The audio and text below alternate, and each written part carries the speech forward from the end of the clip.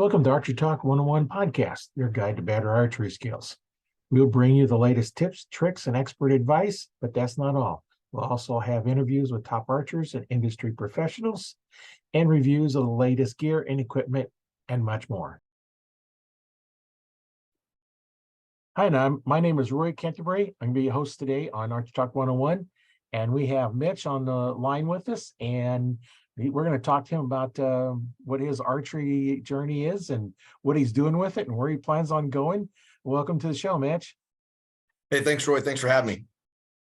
Yeah. If you could introduce yourself and tell the listeners and watchers a little something about yourself.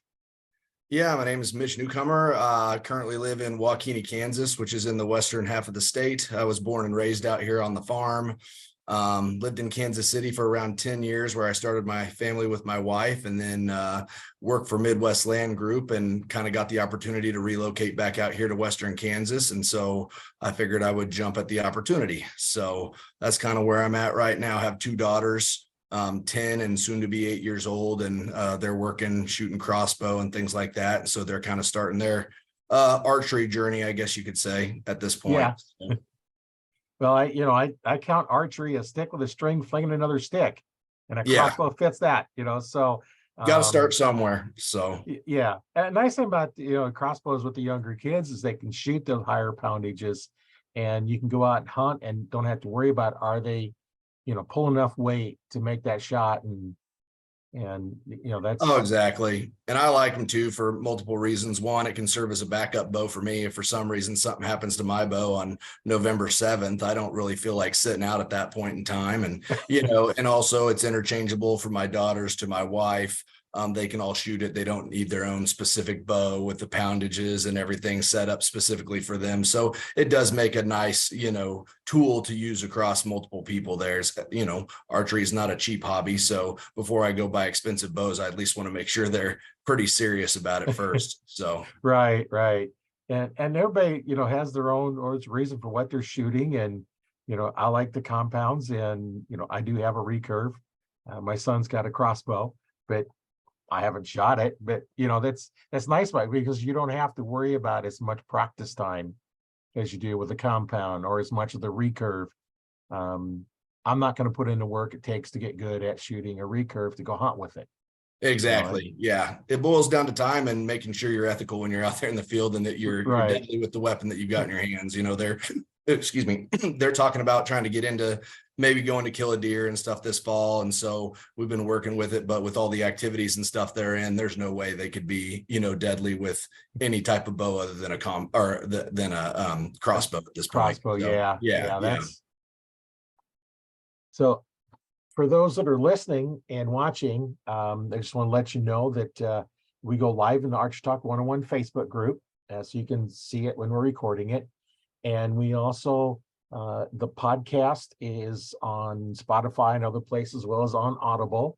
And then you can also watch it on my YouTube channel. So if you're interested, just get hold of us, or some way of getting hold of us, and, let's just talk about archery. That's the things we like to do. And, with that, one question for you, Mitch, how did you get started, and why did you get started in archery? So, I've always been into hunting from the time I could walk and carry a weapon. I've been wanting to do it. And, really it started with, your 22s and, pellet guns and things of that nature, and even bows. I had light poundage bows when I was young, and it was always about the hunting. It's always resonated with me, been fired up about it. I wasn't one of those kids that they had to slowly get me into it. I was one they almost had to hold me back a little bit, because I just wanted to do it all the time. And so that meant hunting by any means, including archery. Really was into the bird hunting as a kid. We had a couple short hairs growing up, even guided hunts eventually in high school and into college there. But that was kind of my first love of hunting.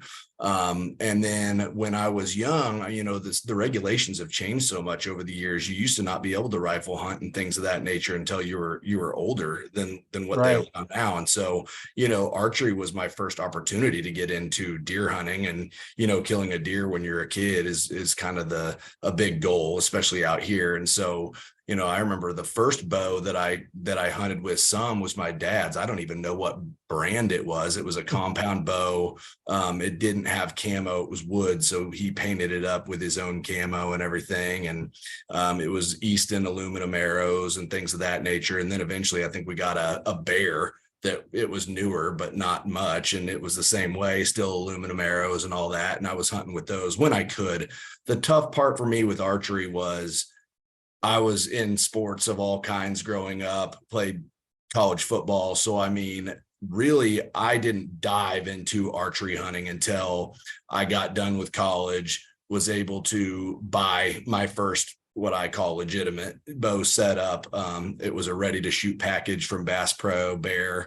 But I killed a lot of deer with it. So that really, once I got that and, started using a release and things of that nature, because before I was just fingers on the string, aluminum arrows, and I did hunt, when I could, but I didn't really know what I was doing. I was hunting in areas that are not necessarily conducive to bow hunting. You're on the ground walking through CRP and things and just kind of trial and error it. So I didn't have a ton of success in the, my youth, but then, once I got out of college, got that bow and started going, is when I really started having success. And that's when I really got into it more. So. Yeah, everybody's story is a little different, and it's always so neat listening to everybody's story, how they got started. And that's why I asked that question right up front. It's like I'm interested, how everybody got started. Everybody's story is different, and it's just unique and exciting how different people get into it different ways. And nice that you have your kids are in there shooting bows and getting into the hunting, and it's just a whole lot of fun doing that kind of stuff. And I know my kids started out young, shooting bows, and my oldest still shoots some. My youngest doesn't shoot much right now, but hey, they can always pick it up. It's fun. It's fun seeing them get into it, and I'm excited to see kind of how this plays out. It seems like my younger daughter right now is actually a little bit more into it than the older one is. And so she was mad at me here last night because we couldn't go out and shoot the crossbow, and it was just a little windy and we had some stuff going on. I didn't want to be out there practicing in windy conditions, and she's just trying to get it all figured out. So I think she's going to be one that takes off with it. Definitely not strong enough to pull any type of bow back that could actually kill an animal. It would have to be something very, very light poundage. But if she gets into it enough, we'll figure something out, and we can kind of see how this plays out. So you said she's just turning 8. She'll turn 8 in October. So, yep. Yeah, they're not going to pull more than about 10 pounds, 15 pounds maybe, and that's not enough to hunt with. Yep, not even close. So, maybe rabbits. yeah, maybe. But that's about it. But that crossbow gets her in the field now, and she's pretty accurate with it. So I mean, she says she wants to hunt this year. We'll see if she can stay consistent with it. And I mean, we'll keep her shots within a certain range, and then we'll probably try to get her out there at some point. So get her out there, get her in the field, and you'll have a hunting partner for the rest of your life. Exactly, that's the hope. So it's always nice when you go out hunting with somebody, and it's even better if it's your own kids when you get out, because then it's exciting, watching them, take their first shot and get their first animal. It's like, I'm more excited about watching them do that than it is if I got my own. Yeah. Oh, for sure. Yeah, no, it will be. And I mean, even my wife, she didn't grow up hunting or anything. She's from a hunting family, but she went out and got her first turkey here a couple springs ago, and with a shotgun, but still just getting her into the hunting and seeing her, the excitement that she had with that was pretty cool. So kind of getting the whole family involved at this point. And really, if we get an opportunity, we're both busy with work, so it's hard to find times that work for us to get out, but she's another one that hopefully we'll be getting out with the crossbow here at first and seeing how things play out. So that's a good step for that. There's a lot of them don't think that that's a valid way to go, but I think it's a great way to go. And then later on they might stay with the crossbow, may just say, hey, you know what, I want to try a compound. It's much easier to reload. Yeah. Oh yeah, with girls, me being a guy, being a hunter, being a football player, all that, you expect to have boys eventually, and they're just going to follow in your path, but with girls, it's a little bit different. And I'm not saying, some girls aren't ate up with it right out the gate and they want to, just go dive right into it, but it's probably a little bit less common that way. I would say, at least for my girls. I mean, I think they have like an outside interest, but they're not like, I'd be waking my dad up at 5 a.m. wanting to go hunting when I was like 5, 6 years old. They're not doing that type of stuff. So, I'm just trying to ease them in it. I don't want them to get bored with it. I don't want them to lose interest to the point where they're like, this isn't fun and they just want to go in a different direction. So, yeah, just keep it fun for them. If they want to go out, take them out. If they don't want to go out, then don't. Exactly. And that's the way it is right now. It's definitely back burner for them. But I think they're starting to show a little bit more. They went out with me this year and I killed a turkey. And so they got to see that. And so they're kind of starting to see some more. And, the good thing is they're fairly patient, out there, which is, I guess, probably kind of a nice thing about having girls. I think boys probably attention spans might be a little bit less on some of that stuff, but I think so. yeah, so that helps from that regard. So, but yeah, we'll see how it plays out. Our season opened up here September 11th in Kansas for muzzleloader and archery. We had our youth season before that, I think September 2nd through the 10th, and we were hoping to maybe make it out, but it was just terribly hot weather the whole youth season out here, like triple digits, a lot of it, and bad winds, and we just didn't have anything to really slip out on. So right now we're just kind of being patient, watching the weather and practicing and just getting ready for when the time is right. So yeah, we've had a lot of the same weather because I'm just a little bit north of you in Nebraska, in eastern part of Nebraska. So yeah, that we had some pretty hot days in there, and it's like there's no way I'm gonna go out and try and hunt in that heat. If you do get something, you've got hours before the meat's gonna start spoiling because it's so hot out. Yes, exactly. And if you don't have a setup that you can just get it cleaned and in a cooler right away, that's going to be tough. Yeah. I mean, guys are getting it done. There's no doubt. I've been seeing several guys killing some nice bucks already. So if you got a deer on pattern that you want to get after, I mean, they're still super consistent, whether it's hot or not right now. So, if you can get it done, it's hard not to want to slip out, if you've got a buck pattern that's showing up, in daylight every night. But that is something that entered my mind, is just, what do you do with it once you kill it? I mean, you got to get that thing cleaned up, quartered up right away on ice. I mean, you're going to have, like you said, time is going to be of the essence for sure, especially if you make a bad shot or a questionable shot and then you're leaving it sit. Well, he could be dead for an hour. You don't know, and so if you think you hit liver and you clip back of both lungs and liver, I mean, he's going to die a lot sooner than you thought, and he could be laying there for a few hours because you didn't want to go push in, and so that's always in the back of your mind. But that's what's nice about morning hunts, because it's cool.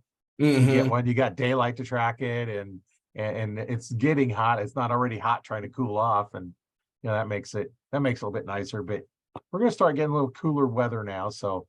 Yeah. And I've been fortunate. I think almost every buck I've killed has been in the morning. I did shoot one at 1:30 in the afternoon one time, but that was, that's still plenty of time to go track at that point. So, but I'm kind of in a situation now where I can hunt more evenings, early season, late season, things like that. I hate to push in on a morning right now, unless you got a pretty dynamite access where you feel like you're not going to be, running out. I mean, I guess at this point where I'm at is, we do eat a lot of venison, so meat is something that we're after. But at the same time, I mean, I'm primarily hunting 5+ year old bucks, so and usually specific deer, so I'm a little bit more strategic a lot of times when I'm going into places and hunting mornings this time of year. I would do it if I had a setup to where I feel like I could get in and not bump a bunch of deer, but I don't really have that right now. So but so primarily hunting evenings now, and then we'll switch to mornings here once we get into October and get some cooler weather and some more rut activity and things picking up. So it's nice to have options. And the two properties that I have are the one is mostly traveling at night, so we got to get them coming there during the day, and they do come during the day once in a while, but not consistently. So we just got to figure it out. There's a lot of coyotes there, so my goal this year is to try and get rid of some of the coyotes and help for the deer, because there's right there where they come through just for a light. There's a den right there at that same spot. So Yep. yeah, time to The get the coyotes reduced and Yeah, I'm seeing they give us mostly a a lot learn. of nocturnal. I mean, I'm seeing some, last 15 minutes of daylight right now, maybe first 30 in the morning, something like that. And I've got a couple bucks that are pushing it, but they're not, they're just not consistent enough to really try to hunt. So we'll just wait. I mean, it's like I say, with the weather being hot, it's not bothering me too much to be sitting out there in 90-degree heat sweating. So I'm fine with Yeah, waiting to get it a little cooler. But once they do, I mean, it's hard if you got a buck that's patterned up and showing consistently, 2 or 3 days in a row. It's hard not to slip out if you got the right wind to try to get after them too. So right. you got to strike while the iron's hot, so, but yeah. Yeah, that'd be good. What is it you do for your regular job? So I'm a land agent with Midwest Land Group. So we sell, ag farms, pasture, recreational build sites, homes on acreage, all of that. So yep, we're based out of Leawood, Kansas, there in Kansas City area, and kind of scattered across the Midwest. Probably if you have viewers across the Midwest, I'm sure they're starting to see us pop up all over the place at this point. So Well, we have viewers all over the world, so there you go. Well, they're probably starting to see it if they look for land in the Midwest, hunting properties, things like that. I'm sure you're going to see us. So what's the name of your website? MidwestLandGroup.com.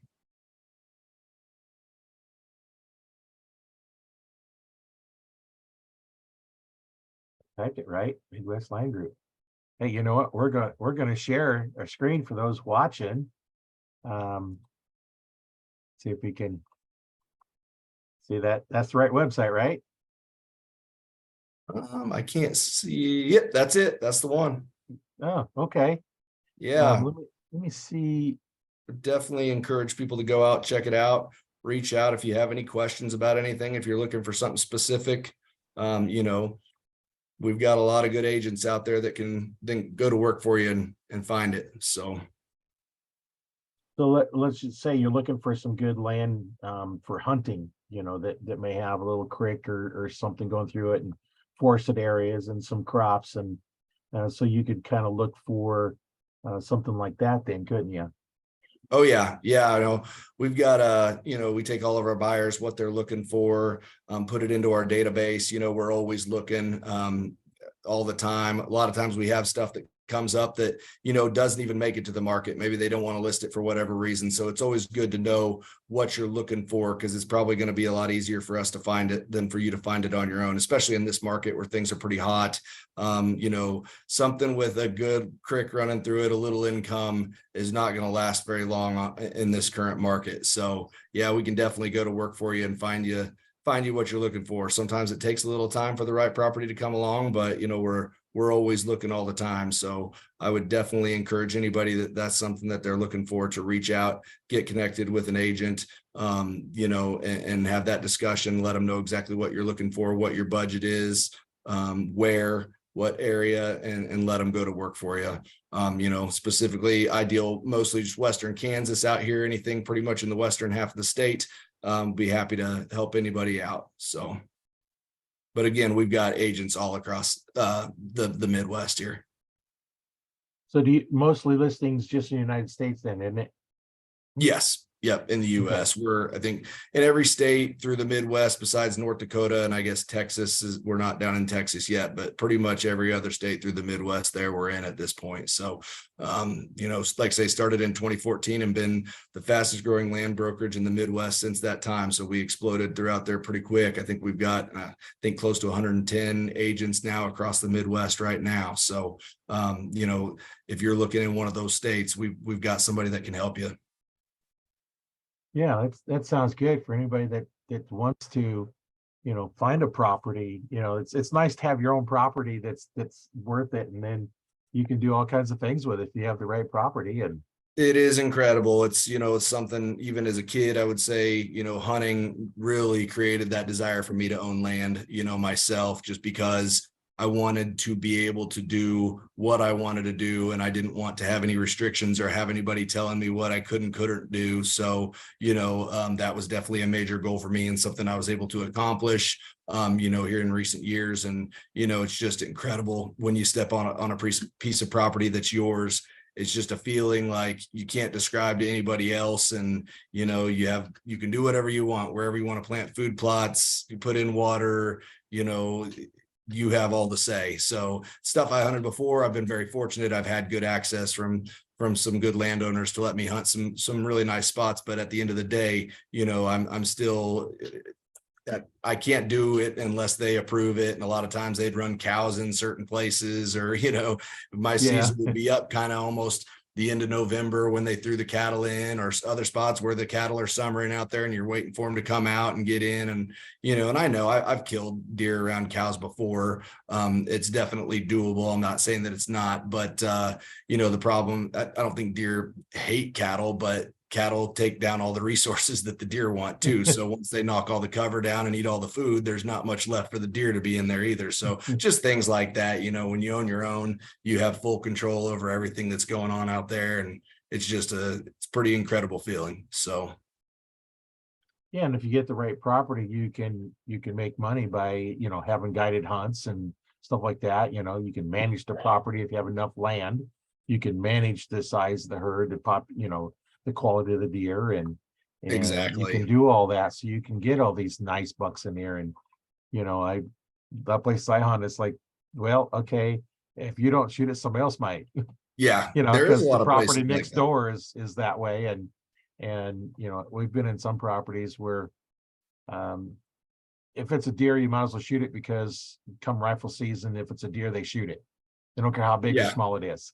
Yeah. And there's no reason to let something pass, to let it grow up, because it ain't growing up, because it's probably going to get shot in the next rifle season. And here in Nebraska, we run about 10 days in November, like the second week in November. Archery starts September 1st through December 31st, and muzzleloaders the whole month of December. So it's kind of nice. That's what I always tell people. And, I tell my friends and people that I, have conversations about is you got to kind of hunt your hunt. What you're aiming for is going to be dictated by what state are you in? What are the regulations? What are your neighbors like? The neighborhood makes a big difference. Out here, I'm fortunate. I'm in a pretty good neighborhood. We're kind of on the same page. We like to get stuff to 5+ years old before we consider it, a target buck.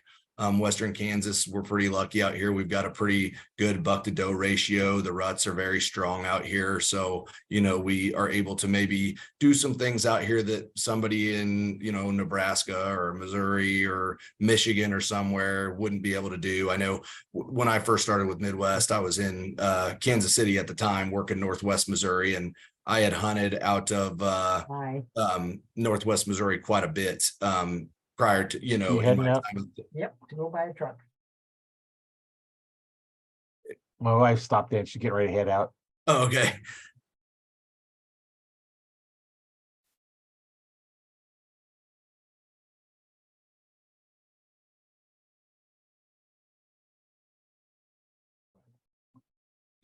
Okay.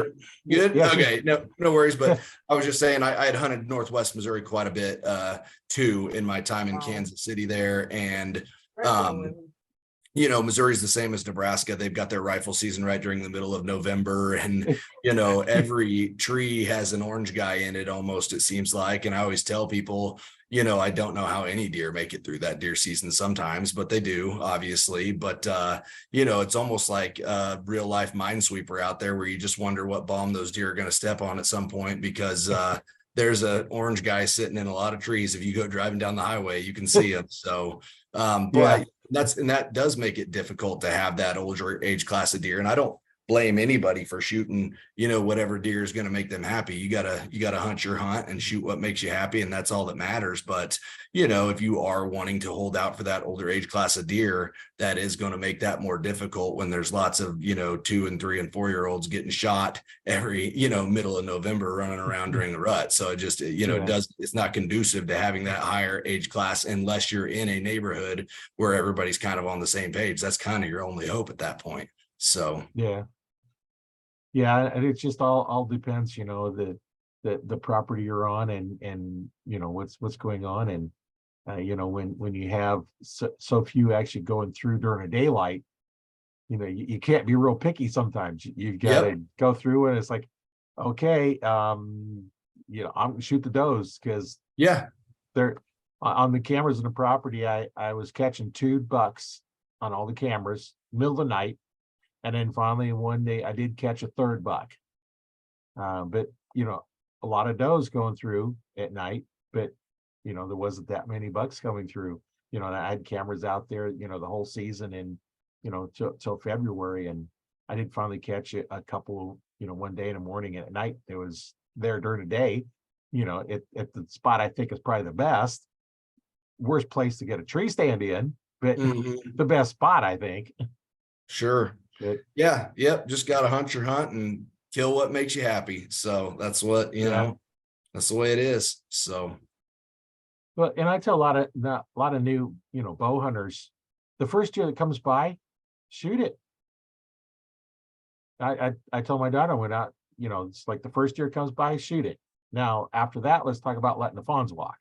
mhm. Well, she had a doe and a fawn come in, and she let the fawn go, and she took the doe. But after your first year, then let's let the fawns go. And for the longest time, me when I was hunting, it's like I had no clue how to tell if it was a fawn or a doe or nothing. I couldn't tell. I didn't know. Mhm. And you watch all these hunting shows, and they're just showing you them killing these nice, great, big, huge rack bucks and stuff. And one of them one time made a mistake and actually taught something. It's like, whoa, one time they taught something. How to tell Mhm. if it's a fawn or an adult. And you look at the nose to the back of the head and the eyes. And if the nose, from the eyes to the nose is longer than the eyes to the back of the head, and it's adult.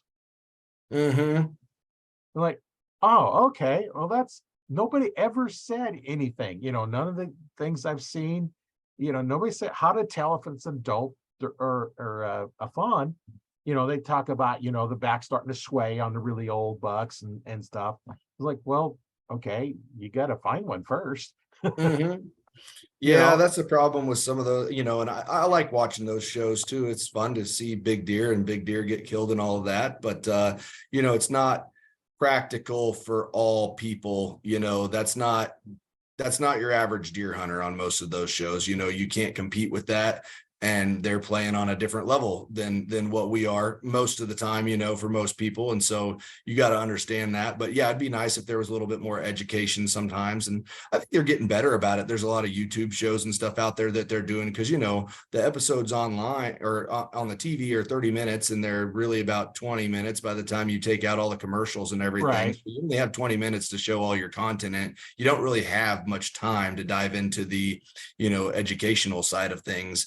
But they've all got their own separate channels, YouTube, everything like that now, and on there they've got unlimited time. They can put as much content as you want. So I Right. would point people to those type of situations where if there's a show or somebody you like, they probably have a YouTube channel out there where you can really go and they're getting into the more the analytic hunting strategy, food plot strategy, all of that type of stuff, which is pretty cool to see because that's going on behind the scenes. But it's good to get that content because that's honestly the stuff that I care more about than the watching them kill the deer. I mean, I like watching them kill the deer too, but I crave more of the educational content that you can find on YouTube than just the hunt that they show on TV. So Yeah. Yeah. And watching some of those, it just kind of drives me crazy on how bad their form is and their shooting style and everything. You'll see them drawn across their chest, trying to really force it and then bring it up and all that movement. Yeah, I always tell my archers when I'm get a new archer in here, if you can't slowly draw the bow, you're drawing too much weight. It's not about the mhm, weight, it's about placement. mhm, You can easily kill a deer at 52 pounds. yep, My first deer I was at 52 pounds and a great big old heavy aluminum arrow with 145 grain tip. And it was 40 yards away and I was 20 feet up in a tree. And that arrow almost went clean through, yep. shot placement, As long as they're so close enough, it doesn't, matter.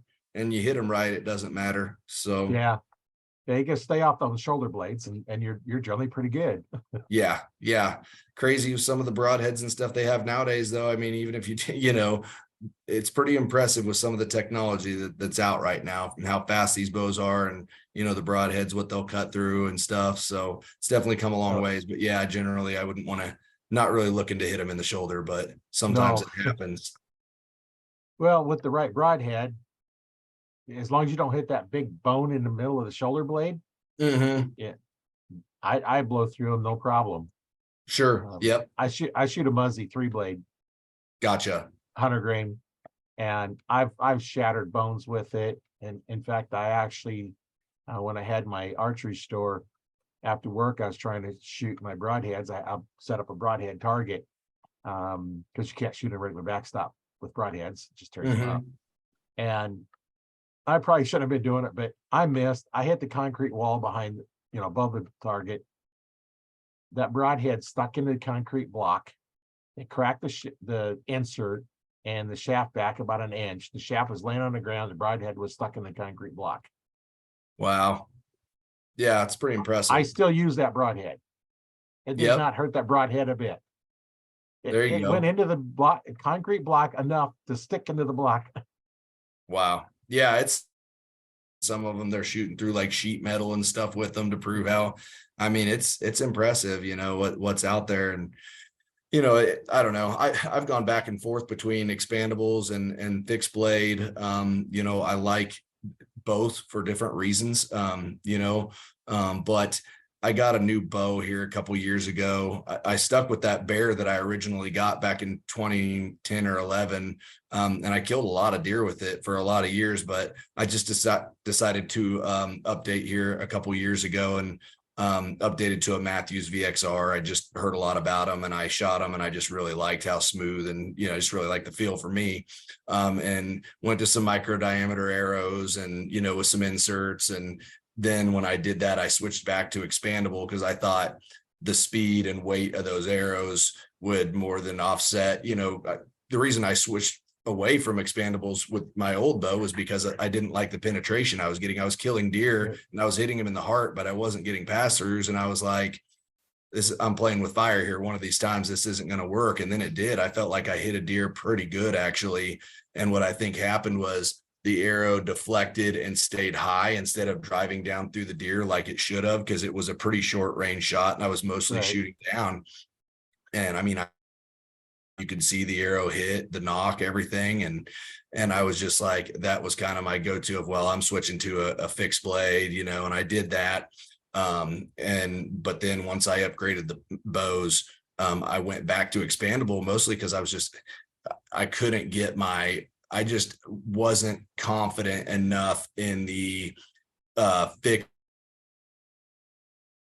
as the expandables do. So it was more of like a confidence. I know that you can do it and I know there's ways to do it. But when I'd go out in the backyard and practice, I was not getting the same level of accuracy. So then, you got to be confident in your, and I feel pretty confident in the setup I've got now.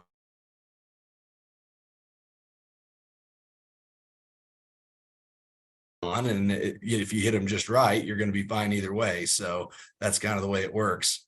Yeah. Well, and fixed blades are good at the slower speeds. As the bows got faster and faster and faster, fixed blades got harder and harder to control. So that's when you start getting the higher speeds. That's when the mechanicals, it's almost, you got to go to a mechanical of some kind and find a good quality mechanical.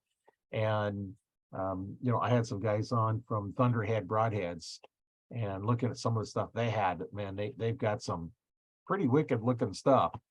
And, that's just one thing that, you got to look at. If you can't control your broadheads, I try to set my broadheads up depending on which shaft I'm using, but I want that broadhead to be able to hit the X-ring. To hit what? Sorry. I want the broadhead to hit the X-ring. I'm shooting in a single spot. Or a 5 spot. I want to be able to hit that X-ring.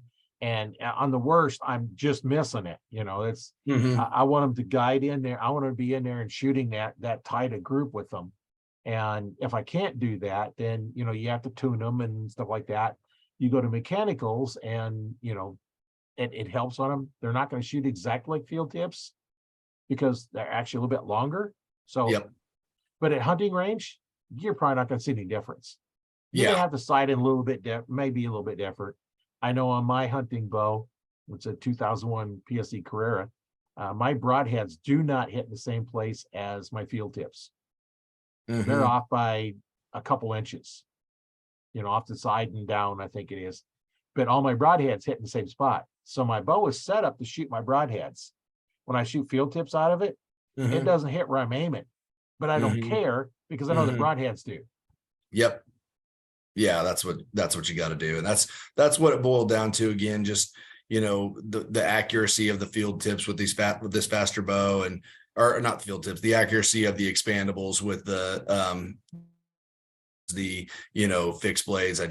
They weren't off by a ton, but they seemed to be inconsistent by how they were off. And then also I don't know, it's off by enough to where you're like, I don't want to be guessing, on where I'm shooting or trying to aim high and right or whatever. I just kind of want to know where I'm going to hit. And if I miss, it's user error. It's not, equipment error. So Right. anyway, that's kind of what it boiled down to again. And I think I could hit a shoulder with this setup and, I might break an expandable blade off. Maybe I don't know if it would or not, but I think it would rip in there and get in deep enough and still do what it needs to do. So I feel pretty confident in it.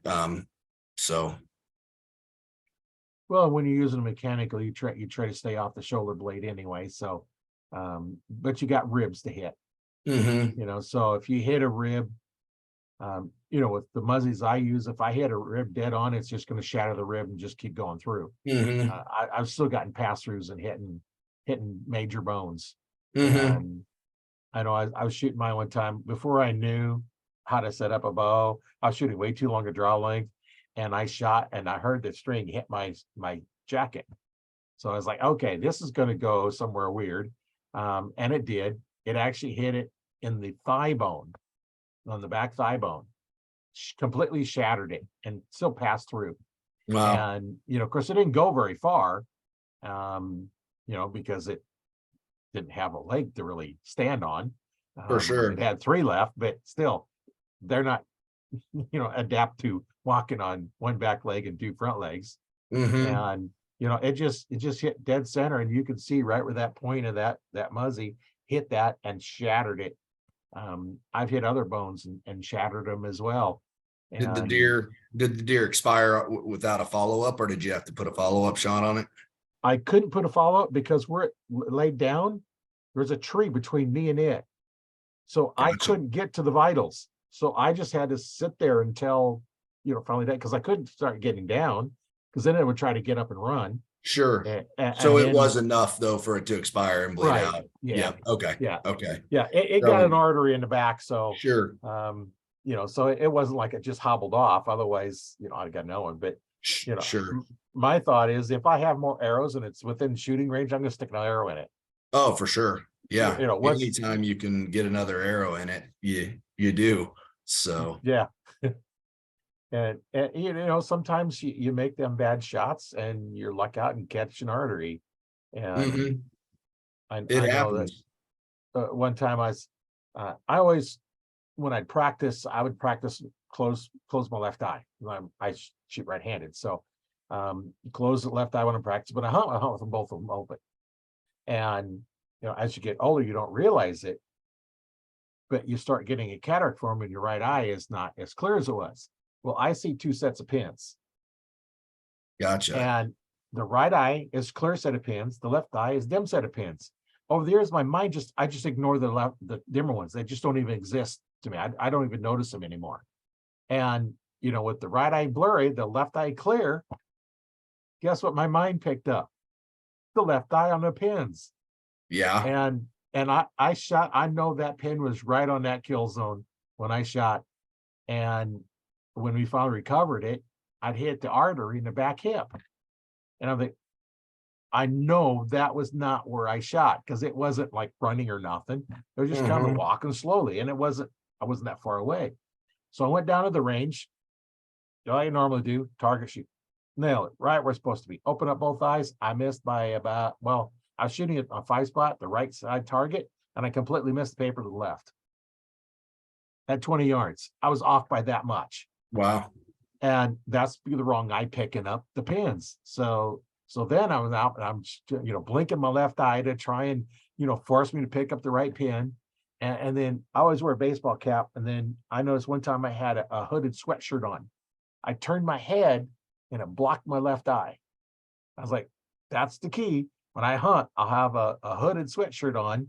And when I turn my head, my left eye is blocked, so I can't see the pins with my left eye. I can only see with the right eye. And Gotcha. problem solved.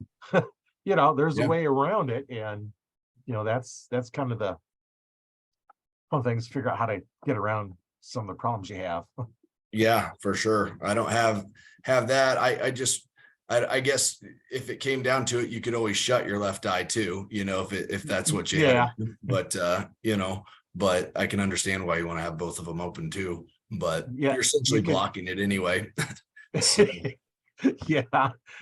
But I just, when I hunt, for some reason I have both eyes open. When I target, I'm focused on, blocking everything out. And nice thing about having both eyes open is you can see things going on. yep. Where if you close your eyes, all you're seeing is what's through your sight. So Yep. you Exactly. can't really pick up, okay, now there's a tree showing up. I won't see it with my right eye, but left eye, I can see that there's a tree there. And then when I draw back, of course, that's when it gets blocked. Because until Mhm. then, I haven't blocked my left eye, but as once I'm full draw on my anchor point, then now I block that left eye. And there's ways around it. For sure. You know? Just got to figure out what works for you. So Yeah. Yeah, that's, you always got to have little problems that you got to solve. And sometimes solving a problem for somebody is kind of the fun part. yeah. Figuring Oh, out yeah. how to solve that problem. And here in Nebraska, they have the Missouri River Outdoor Expo, and that was last weekend. And we had a problem that we were solving up there. The one lady from Game Parks that runs it, I've known her for almost 30 years now. But we're doing what they call aerial archery, which is a big foam disc that you launch and then you shoot at them with your recurve bows, and you have a big ball on the end of it and hit them. And this young lady, well, couldn't find her, she's like in her 30s. She was missing from about the wrist forward on her left hand. She was interested in archery. So Christy goes over and grabs an arm guard, sticks it on there, take another arm guard, wraps it around the bow, and she's over shooting a bow. They had over there shooting a bow. And then she hooked him up with Matt Stutzman, which is the armless archer. He has no arms. And so he hooked up with somebody else to get her going. But hey, Awesome. there's nothing that should stop you. Oh, yeah.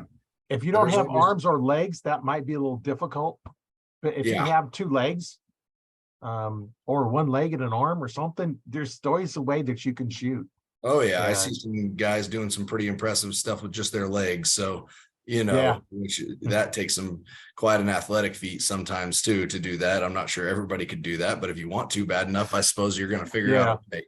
So, Well, and I'll have Matt on the podcast one of these days here coming up soon. So, if you're listening, make sure you stay tuned, and because I know that'd be an interesting story to talk to him. I mean, for the first time, I'd seen a video of him shooting in the Paralympics, and then last year at the Outdoor Expo, he was there, and I met him for the first time, and then he was up there again this year, and I talked to him again, and so we'll get him on here one of these days and talk with him. It'll be interesting story, I'm sure of that. for sure. Yeah. Sounds Right. like it. So back to you, which is really why we're on here, is to talk to you about your archery. What do you have any other plans other than just maybe hunting? Are you going to do any target shooting, or where you plan on taking it? I mean, I pretty much target shoot to hunt. I mean, I enjoy target shooting in the backyard, and I am, sometimes I am a guy that I have to force myself, but like, it's like, oh, it's that time of year, you need to start shooting, time gets away from you. And so then I'll try to get out in mornings, evenings when it's cool and shoot. Cause I do want to make sure that I am, when I'm going to the field, I'm confident and I feel good about it. I'm Right. not just walking out there and don't shoot, but no, I mean, I shoot to hunt pretty much. Like I would probably shoot sparingly if I wasn't a hunter. So more or less I do what I got to do to get ready for season. And then, once I'm out there, I mean, that's why I target shoot. So kind of really though, the main goal at this point is just continuing to work with the girls and my wife and kind of get them rolling and see if maybe that will create, that'll be another reason for me to get fired up about it and do it more often, but I don't do it competitively or anything like that. I do enjoy, like, if you can get a group of buddies together and go out and shoot, just, the camaraderie just makes it more fun than shooting by yourself in the backyard. Right. But that's mostly what I do, is shoot by myself in the backyard, getting ready for season. I mean, if I can go fling, 12, 15 arrows in the morning and then do it again in the evening, that's kind of how I get prepped and ready for the season. So try not to shoot. I really don't like shooting too many times at once, because I just feel like it's not realistic for when you're hunting. I mean, really, you're pulling back and getting one shot, so I try to make it as realistic as possible, where, your first shot, we'll see if you're going to kill the animal or not. And then, you get into form. You need to do it. You need to get that form down and get used to it, find your anchor point, going through it. So that way, when you get out in the field, it's second nature to you. But, at the same time, I'm not out there shooting 50 times or something like that either. So. Yeah, I kind of like you. I shoot spots to develop my skill, to know that if I put my pin, I can hit what I'm aiming at. Mm-hmm. And then I would go to 3D shoots and develop my skill of judging yardages.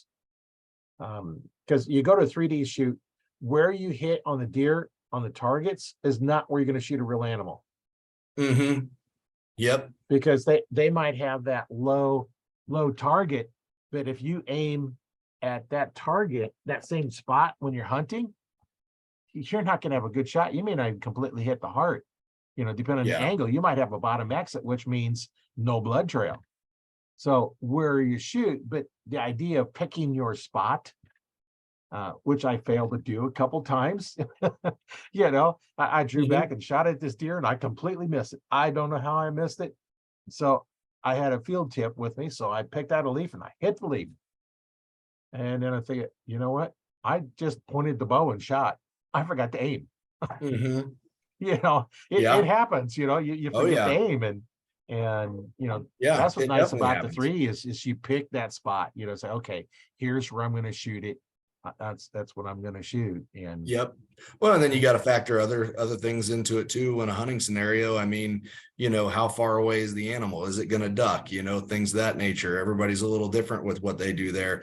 Personally, I don't like taking shots over 30 yards at an animal, just because I don't want to predict whether or not they're gonna duck. At 30 with a fast bow, you hope that most times if you aim hard, you're going to get the lungs if they do duck a little bit, but when you start getting outside 40 and 50 yards, I mean, you really gotta aim low almost and anticipating a duck, but sometimes they don't duck. So, I mean, but that's far enough out that most of the time talk to people, they're going to usually duck to some degree, 40 plus yards. And so how much, I guess I don't know. That's to each their own at that point. So I know my first deer was 40 yards away. One deer I shot, my second shot on it was 30. Other than that, I'm not sure if I've had many at 20. I've had more of them at 10, 15 than I have at 20. And I've had some so close, it's like, okay, I can't shoot you. You're walking underneath my tree stand. There's I can't get a good shot on it. And most of my shots have been inside of 15 yards. I've shot a few at 30, 25. But yeah, those are actually more rare. Most of the time I've had very close range shots. I set up to, to try to create scenarios where I'm getting close range shots, and they're, 10, 15 yard shots most of the time, to be honest with you. That is one thing I've thought about, maybe getting into a recurve and shooting a little bit, just because it would be cool to kill a deer with a recurve, and most of my shot opportunities are close enough to where that would be feasible to do. So, but then you're going to have to get out there and practice more. And like you said earlier, I mean, I'd have to feel confident and comfortable that I could kill the thing with the recurve. So time is kind of my issue right now with something like that. So yeah, we all have those time problems. yes, exactly. No matter what's going on. And I retired a couple years ago, and I just recently, here about 3 weeks ago, I got offered a job I couldn't refuse. So I went back and I'm working. So now, I got that 40-hour-a-week job, and it's about 40-minute drive to and from work, and so but it's gonna give me a little extra money for my toys and stuff. Exactly. Yeah, I don't know, you gotta do it. But yeah, that creates the time crunch for sure, so that's what I'm dealing with between work and kids activities and all of that stuff. It's definitely hard, and that's where shooting the bow even gets more difficult, even the compound, but that's where I say I gotta really, not force myself. I don't know if that's right, but it's more like, remember, oh, hey, you need season's coming up. It comes fast, and you're not ready for it. And so I really gotta, it needs to be on my mind to get out and shoot in the mornings and evenings when I do have a little bit of time. And so that's the older you get, sometimes that can be difficult. So yeah. Well, and the mornings now is going to be a little tough because I start work at 7, so I can get off earlier. That way I could leave 3:30, 4 o'clock, depending on, what's going on. And it's about a 40-minute drive home. So, leave today at just about 4 and get home just in time to start the podcast. Yep, exactly. I got down, sat down and started it, and a couple minutes later we're going. Yep. Right now you almost fun. have enough time to slip out after work for deer hunting, but it won't be long, and you won't have time for that. So I mean, it's kind of nice in the early season. You can sneak some evening hunts in if you can get home quick and get out there, and they're not usually moving too early this time of year. So, but that won't even be an option here shortly. So no. Well, and I could, if I wanted to leave earlier one day, I could, just say, hey, I want to leave at 3 o'clock today, and sure. Okay. So I generally get more of my 40 in anyway. So I don't have vacation because I'm contractor. So yeah. Well, it sounds like they wanted you, so you're probably pretty okay. Yeah. I have a big old project that we're working on, and so it's going to take a while. Just gathering information is going to take a while.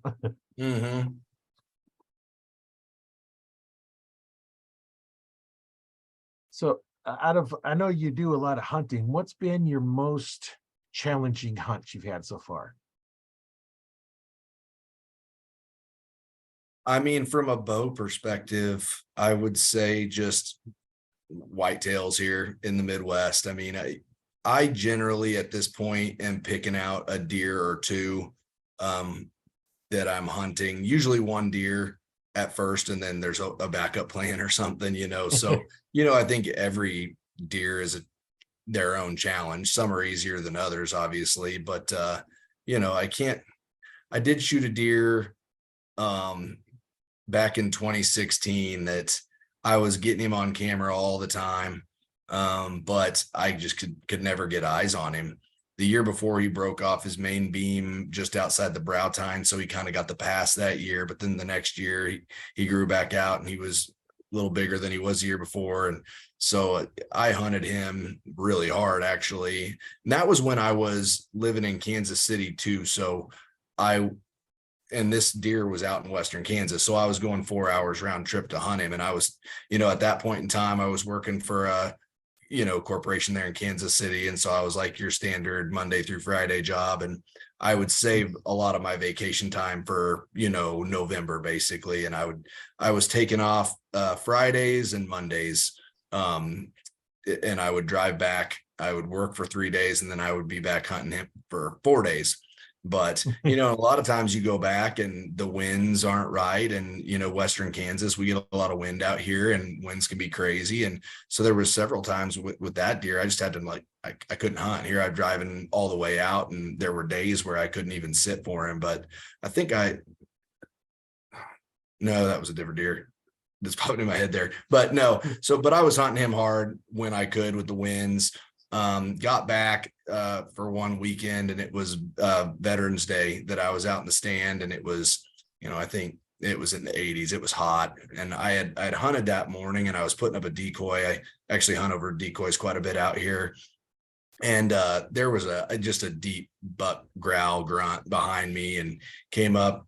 I was crawling up into my stand, and eventually he walked off downwind. I think, at the time I was confident it was him. I don't know any other deer that could have made that deep of a grunt out in that area. And so I got set up, and at about noon, my mind was getting the best of me. I had to get down and check my trail camera that I had right there just to see, because I'd never even seen this deer in person yet at that point in time. Well, I went and I ran up to the truck, checked the trail camera, and that buck was on camera 4 different times that night throughout the night. And so I was more confident than ever that was him. He was just running up and down that creek looking for does, and got back in the stand, and I was kind of in a bad mood because it was hot and just wasn't having luck, and I hadn't even seen him yet. And I'd hunted quite a few times for him at that point. And I generally do all day sits during November, especially when I was coming all the way back from that far away. I'm sitting all day. So those can be some long sits, and so, but I got up at 1:30 and was going to look around. I'm like, I might as well look around. It's hot. I'm sweating, kind of in a bitter attitude, and go to reach for my binoculars, and here he's actually walking at me down the trail, and he sees me reach for my binoculars, and we just kind of had a 1 or 2 minute standoff where I'm staring at him and he's staring at me. But right before I left to go check that trail camera card, I actually took the decoy and I put it right underneath the base of my tree, because the wind was actually switched to my back, and I was like, well, but it'll fly over me, but I'm going to put him right at the base of my tree, so he'll circle right out in front. And sure enough, I'm glad I did that, because we had to stare off for probably a minute or two, but then he looked and saw that decoy, and then he flicked his tail and he came right in. I shot him at 2 yards from the base of my tree, and that's my biggest buck to date as well. And that was the only time I've ever seen the deer. I didn't have any daylight pictures of the deer, nothing. So that one was definitely that was a good test right there for sure. That's something when it catches you moving and still comes in. Yeah, you don't get away with it too often, but the fact that I had put that decoy right under the base of my tree was my saving grace on that one, because if I'd even had it out away from the tree, it wouldn't have worked. It was the fact that it was just close enough and he was right there, and if it wasn't for that, I never would have got away with it. So yeah, he probably seen you move it, and then you froze, and then now he's looking at the doe and it's like, well, okay, I'm gonna come in and get some of the doe. It was a buck decoy, actually. Buck decoy. Okay. I only generally hunt with a buck decoy out here. I do have a doe that I use from time to time during the rut. If I'm trying to I'll usually use a buck and a doe. Sometimes, I will use the doe sometimes if I do a lot of low hanging tree stands out here, because we got a lot of locust trees and goofy trees. And so sometimes I'll just want something out there to take focus off of me, because I am sitting so low. And if I don't want something aggressive, it's not right time of year, I don't want to use a buck, then that's what I'll use the doe for. So, but outside of that, during November, late October, out here in Western Kansas, those buck decoys can just be crazy good, because like I said, we do have such a good buck to doe ratio out here, and the bucks out here are so aggressive. So I've shot a lot of my bucks with a buck decoy. Yeah, when you have that, having the buck, then they're going to want to come in and chase them off, and I can see how Exactly. that would be really good when you have a high buck to doe ratio.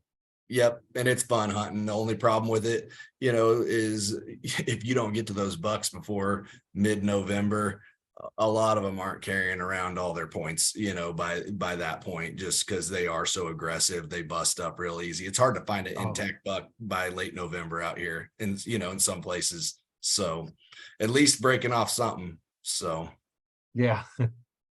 Yeah, that's um, always the challenge when you have a lot of aggressive bucks. They're going to get their antlers broken. exactly. Yep. It's a good problem to have, but if you're, Yeah.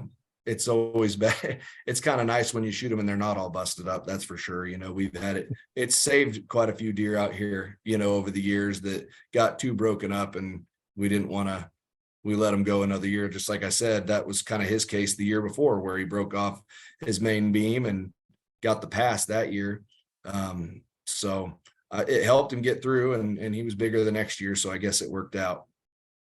Yeah, they're going to get bigger and bigger to a point, and then they're going to start getting, a little not as good at racks, and you Yep. can see them getting a little taller, taller, and taller, and then they start getting fatter and fatter, a little shorter, and Mhm. and Yep. I've you know, got one on camera right now. He's got to be about the oldest deer I've ever seen. You look at his body and I've never seen anything like him. He's just kind of round, and he just looks like a grandpa buck. He just yeah, is kind of pudgy and round, and his rack, you can tell, it's actually not, it's not terrible, but you can tell back in his day, he probably was a lot better than what he is right now. It's weird to look at him because you hardly see deer get to that age. Like I would love to know how old this deer is. I think he could be pushing double digits. That's how old I think he is. He just looks like something I've never seen before. yeah. The only way to find out is to shoot it and look at the Yeah. teeth. Yeah. Unfortunately, with Kansas being a buck state, you don't always want to put your tag on that deer. Sometimes, it is what it is, but usually we generally have bigger deer to go after. And so you're trying, you don't want to kill it. It's unfortunate, but if you can find a buddy or somebody that's just wanting to get out and they don't, or, find somebody that doesn't have a spot and they want to go kill him, sometimes you can leverage that opportunity. But for Yeah. me personally, I'll have 2 or 3 bigger deer to go chase around, and so I probably wouldn't kill him. But he'd also be a great buck for a kid, or Oh yeah. wife or whatever. So Wonder if you can keep track of where he goes. If he just dies of old age, you can find his rack. he might. He's been a pretty good homebody on the farm. So wouldn't be, I didn't know if he would make it through last year. As he just looked rough, and we had pretty cold winter out here. And Yeah. his rack was all busted up. It was busted down to just nubs sticking out on each side last year. And so I didn't know if he'd make it or not. He's definitely getting to that age where he could very easily die of old age some winter. So Yeah. Yeah, it'd be interesting to, if you do get a chance to age it, to see how old that was. oh yeah, if we do, and we've got some different people too, we might try to get on him. So if we do, I would definitely have to send his teeth in and get the age done on him. I've been doing that lately with several of the bucks that I've been shooting, just because it is kind of interesting to know how old they were versus what you thought. Because realistically, unless you've got multiple years of history with the deer from a young age, you don't really know how old they are unless you send their teeth in. Deer are like people, some of them mature faster and get bigger, and they're just like us. So unless you've got that history, you don't really know. Yeah, you don't know when you catch them on camera next year. If you've had them on camera for a few years, then you know that's the same one. But Exactly. I've seen charts. You look at the chart, look at their teeth, and it'll tell you about basically how old they are. Because the older they get, then less and less teeth they have, and eventually they don't have enough teeth to chew anything. So then, they're going to basically starve. And at that point, you might as well kill it and at least get something out of it. Now, I don't know how well what the meat would be like, but there's always ways of fixing venison to make it taste good. Oh yeah. Yeah. I mean, I think, I've ate some pretty old bucks that people would tell you would be terrible. And I've always thought they tasted just fine if you cook them right. And what you're cooking. I killed one a few years ago that aged out to 8.5. And I ate his back straps and they tasted just fine. So, Yeah, yeah, it's just all in how you fix it. That's the thing I learned a long time ago is, with venison, deer meat is one of those that you do not want to overcook. exactly. Overcooked, it's terrible. It's almost be better to be, on the rare side than the well side. Oh yeah, Yeah, I for think more sure. in medium rare is it's overcooked, and I just cook them agree. Yep. slow. Don't cook them on high heat because you're gonna overcook them. And Yeah, I enjoy them. I haven't had any issue with the older bucks, cooking up their back straps and things like that. And it's always been good. I tend to keep it more on the medium rare side of things as well. And also I tell people too, like, I don't know, people say it's gamey. I don't think it's gamey. I don't think there is such a thing as gamey. I think that it's venison and it's not beef. And, just like pork doesn't taste like beef and elk doesn't right, taste like beef. They just all kind of have their own flavor. I think they've kind of created this word to mean that it's not beef. But at the end of the day, as long as you understand it's going to taste a little different than beef, but if it's cooked right, it's going to be really good. And if you right. get past the mental side of it, I don't know. We don't have any issue getting rid of our deer around here. So Yeah. never. Well, and part of it too is the fat on a deer smells nasty when you're cooking it and tastes nasty when you're cooking it. So if Mhm. you haven't removed all the fat from it and the tendons and the sinew and stuff like that, if you Yep, haven't removed all that, that's going to give you a bad flavor. for sure. Yep. Like Your the fat difference between, definitely. yeah, the difference between the ground that I grind up versus the ground that you get from the butcher is not even the same. Yeah. You can smell the difference when you're cooking them because they have some fat because they don't trim all the fat off. There's some fat in it. So you can smell it when you're cooking it and cause taste it. And Yeah.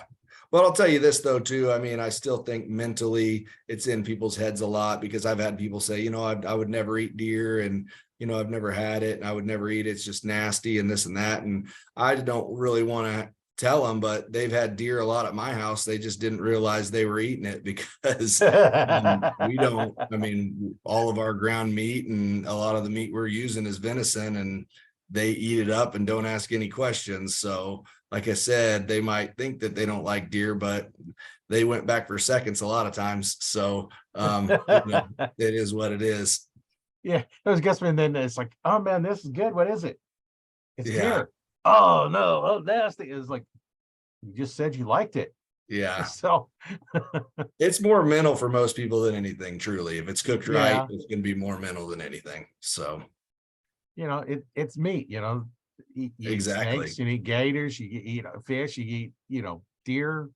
Um, some will eat coons and all Oh, kinds yeah. of things. So, it's meat, as long as it's not spoiled, Hmm. or has any parasites or something in it, some you might have to cook a little bit more Hmm. to make sure you get all the parasites, in them. But nice thing about eating deer is there's no growth hormones in it. There's no Hmm. antibiotics. There's no additives in it. It's pure organic meat. Hmm.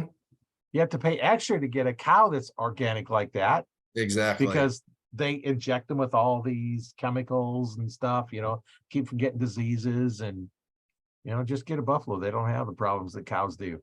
Well, that's exactly right. I mean, people pay a lot of money for organic meat, and with game meat, you can go out and get some of the best, cleanest, highest protein levels. Game meat most of the time is, and it's essentially free, outside of the cost of a tag, and then it's your hobby too. I mean, a lot of Right. people will tell you, well, yeah, but you pay a lot of money. It's your hobby and this and that. I'm like, yeah, but you golf and pay a lot of money and you don't get to come home with a bunch of meat, at the end of it. So, yeah, it's my hobby and it's what I do, but it's kind of a nice perk that you fill your freezer, every year with Right. organic meat, so definitely a perk for sure. And last time I was at the grocery store, meat prices were pretty high, so it's kind of nice to be able to offset that some with stuff that you were able to get yourself. So Yeah.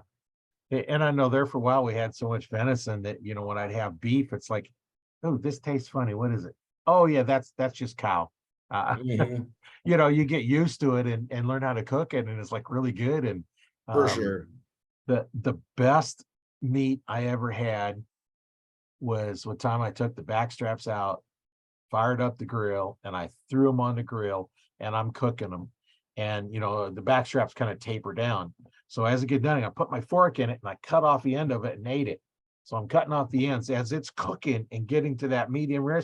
I'm putting my fork in it and cutting off and eating it right off the grill. Hmm. Yeah, you Yeah, yeah, can't get better than that. yeah. And now if you go to one of these um, real high quality restaurants that, have the guy out there that checks all the food before it goes out and stuff. We went and had one of those one time. It was down in Missouri or someplace, I forget now. But I ordered a steak, medium rare, and this thing was, oh, good, probably 2 inches thick. And there was a little brown on the outside, and the rest was medium rare inside. It was like perfectly cooked. I was like, Hmm. man, I've never had a steak that good cooked in a restaurant, short Hmm. of the one I was eating off the grill. Normally I just don't bother ordering steaks at restaurants because most time they don't cook them right anyway. They're either overcooked or they're not cooked. I know at one time I went to this restaurant, I cut into it and it was a little bit rare.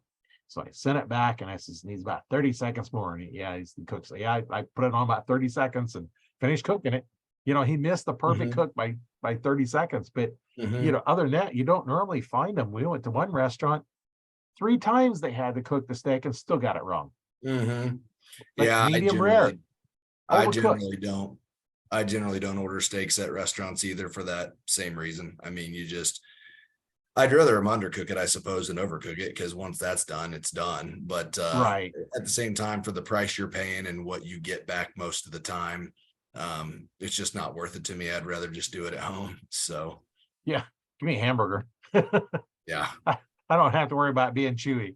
And yeah, there, if you exactly, cook it well done, you're okay. If you cook it a little bit medium, the little pink inside is fine on a hamburger. But exactly. um, if it's cooked completely, it's not like it's not good to eat. Usually I tell them medium and it comes back well done and it just is what it is. So, but with the burger, that's not as big of a deal as it is with the steak. Yeah. Yeah, I know when we was up at the thing, that one place had lamb. I don't know what they call it. They marinated it and stuff. And the one lady was up there with us. She bought some of the stuff and I tried one of the pieces and yeah, well, it was well done.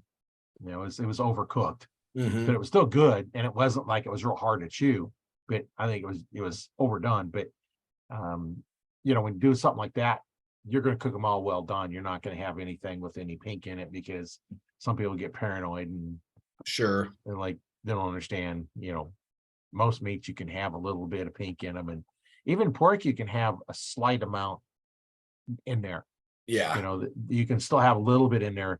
You don't have to cook them well done. And every time you cook them well done, it's like it's just chewy and hard. And you got to put, a whole bunch of stuff on it. And I Yeah. prefer them to be a little bit juicier inside. And Well, and that's the same way with like game birds too. I mean, I think, there's because of the way chicken's processed and turkey's processed at the store, you got to make sure it's cooked well done because you don't want to yeah, risk getting sick or whatever. But when it comes to, pheasants, quail, ducks, geese, like you don't want to cook any of that completely well done either. I'm not saying you're eating it medium rare, but at the same time, no, you're keeping it a hair underdone to keep that juice and flavor in there too. So because if you dry out pheasant, it's going to be like chewing on rubber, if you right. overcook it. So I just think game meat in general, you always need to err on the side of cooking it a little bit less than you would anything else. So Yeah, it's different the way the commercially you have to almost cook it well done.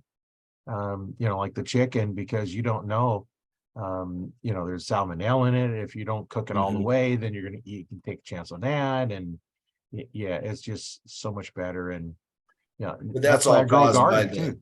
that's all caused from like the cross contamination of the way they package and Right. everything through water. That's why it just spreads like crazy. That's why with chicken you have to do all that, because it probably is getting packaged with other stuff that has, something nasty in it. So you just can't take the risk. But a pheasant Yeah. that you got out of the CRP that morning is, you're not going to have to worry about that. So No. makes it kind of nice. So Yeah. And that's why I have a garden. I grow my own veggies and stuff like that in there because it's, I don't have to worry about they're spraying the waxes on them, and you get like a mhm, cucumber and stuff. Some of that stuff. It's like I look at it in the store. It's like I compost them when they look like that.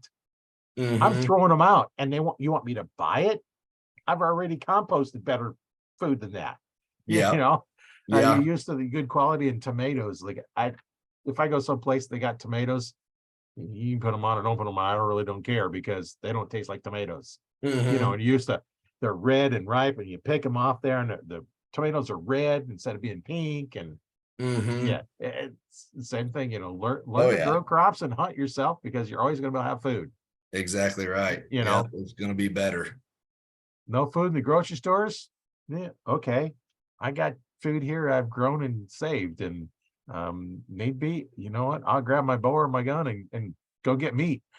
Exactly. It seems You know, crazy to say stuff like that, but at the same time, I mean, you look at some of the things, I'm sure, a lot of people don't think it could ever get to that point. But even during COVID, when you went and saw some of the meat shortages at grocery stores and different things, I mean, when you have supply chains get disturbed like that, if we ever see another round of that, I mean, you never know. You're yeah, maybe the only meat you'll be able to put on the table for at least a short term could be yeah, something you got yourself. So you don't know. I mean, I didn't think we would see what we saw with COVID, with all the shortages on everything. And, I never expected to see something like that over here in my lifetime or whatever. So you never know what you're going to run into, but it does give you a little bit of a sense of security of I can go out and provide for myself if I need to. So, yeah. And that's the nice thing about, archery, because you can do it where, where you may not be able to shoot a gun. yep. There may be some places where there's too many houses around, but yet I can shoot my bow. I can shoot my bow in my backyard. I'm a Mhm. little village, there's only about 168 people here, but I can go half mile down the road and shoot my guns if I want. Um, Exactly. You can you shoot know, it a lot more and it's a lot cheaper, once you've got your yeah, setup. I mean, you can shoot the same arrows over and over and over and over again. And, yeah, it's just somebody that likes to shoot. Archery is definitely the ticket. It's going to be a lot cheaper than, firearm shooting targets, things oh like that. yeah. So, but Well, also like with a lot of the, inner city hunts and stuff they've got going on now. I know in Kansas City, they had a lot of open hunts where you could apply for a bunch of different parks around where things are overpopulated. So, I mean, you're going to have more access with archery than right. you are with a firearm, no doubt about it, and places that you can hunt and get in on some of the more limited draw type stuff that are going to be archery only. So, yeah, that's definitely brings a lot to the table. Well, and if you go around the farmers asking and tell them you're going to archery hunt, you're not going to firearm, you're going to archery hunt. And I think you're going to have a better chance of getting on some of these properties because, a farmer doesn't know me, doesn't know how I treat firearms. So they might be concerned that, okay, I might, you know, shoot the wrong direction, shoot at your house, shoot it, something I'm not supposed to. But with archery, you don't have to worry about that because, you're far enough away. You can send that arrow, good long ways, but we're not shooting up in the air. We're shooting Mhm. down and we're shooting level, and they're not going to go that far. Without a If you, doubt, archery is going to get you into places that you wouldn't get if you were going in there with a rifle. I mean, and a lot of times maybe you have a landowner that maybe he rifle hunts only, for a week out of the year. But if you're like, when he realizes that you're archery and you're not going to be in there when he's in there, I've seen guys get permission that way where he's like, oh, you're yeah, just a bow hunter. Well, that's fine.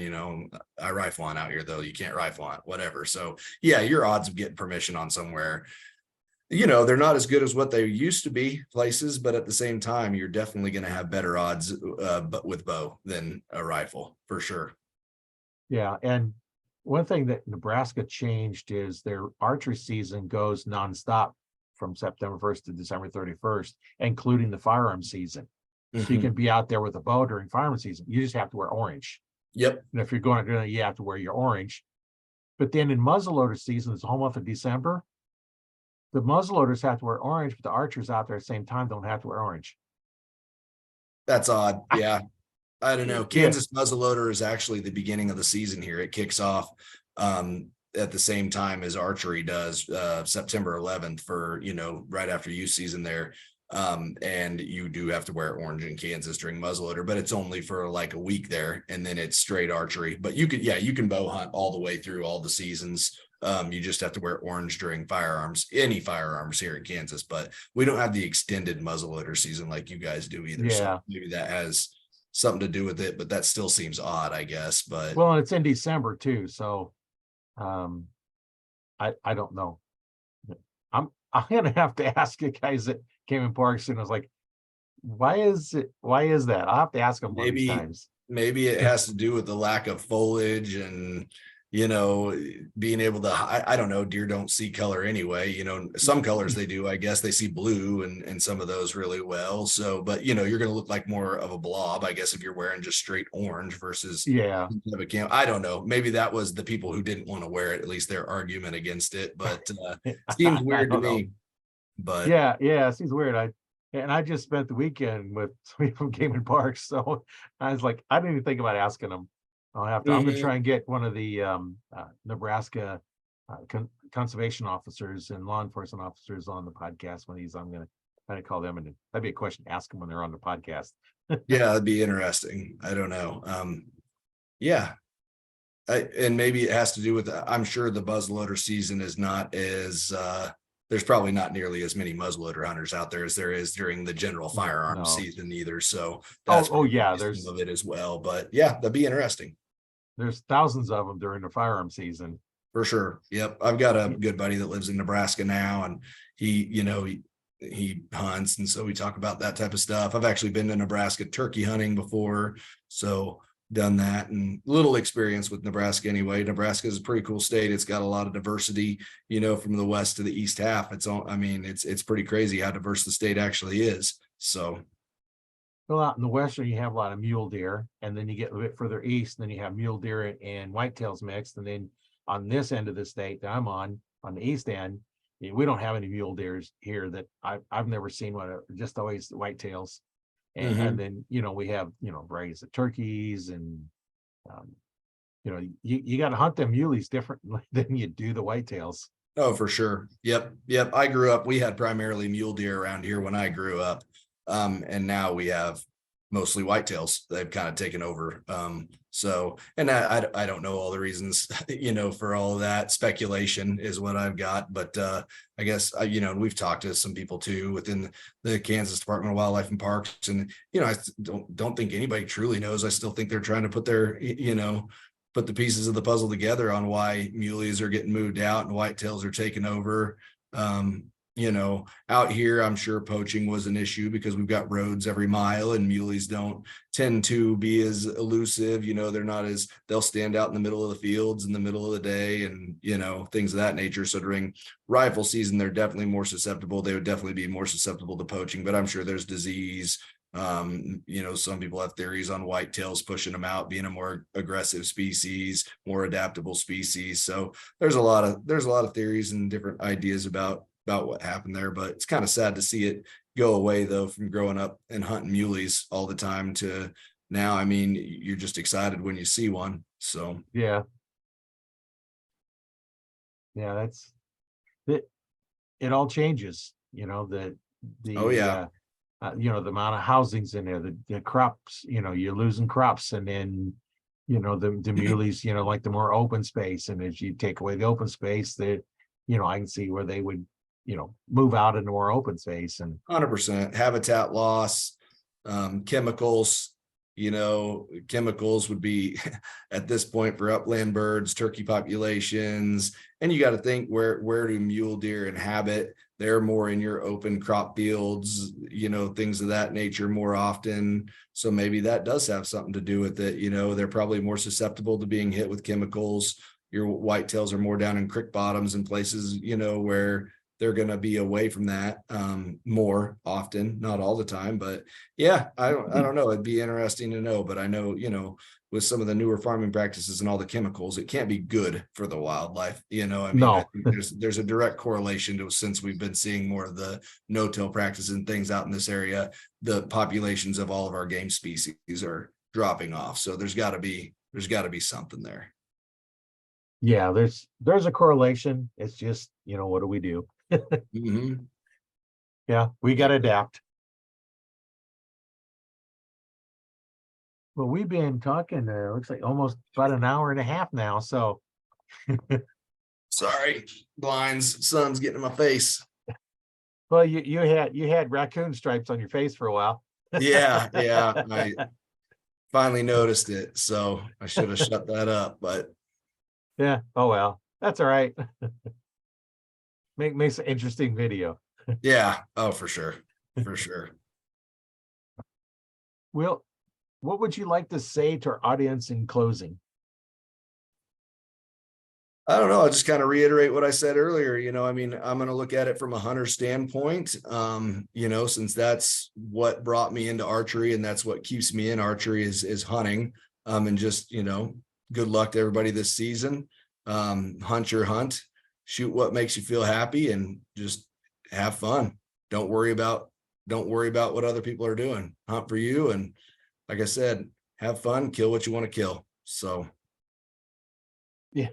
Good point. You want to kill it, kill it. Just Exactly. make sure you eat it. As long as you're hunting legally and ethically, then, do what makes you happy. Yeah.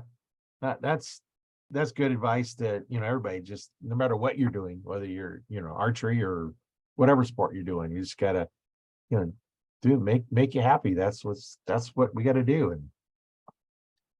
And I know I'll put a link in the podcast to your website. Cool. So anybody wants to contact you, and just click on that link, go right to your website. When I upload it to my YouTube channel, I have a link in there for that.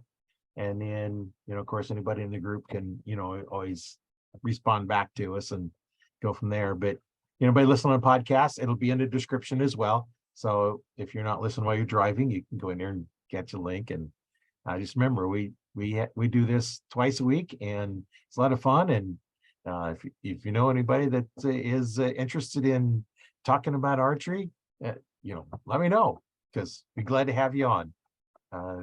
There's no requirement other than we start talking about archery, and we get in whatever we want to talk about. All over the board. Yeah, all over the board. It's just wherever it is, and no specific agenda, and start archery. Talk archery. That's it. For sure.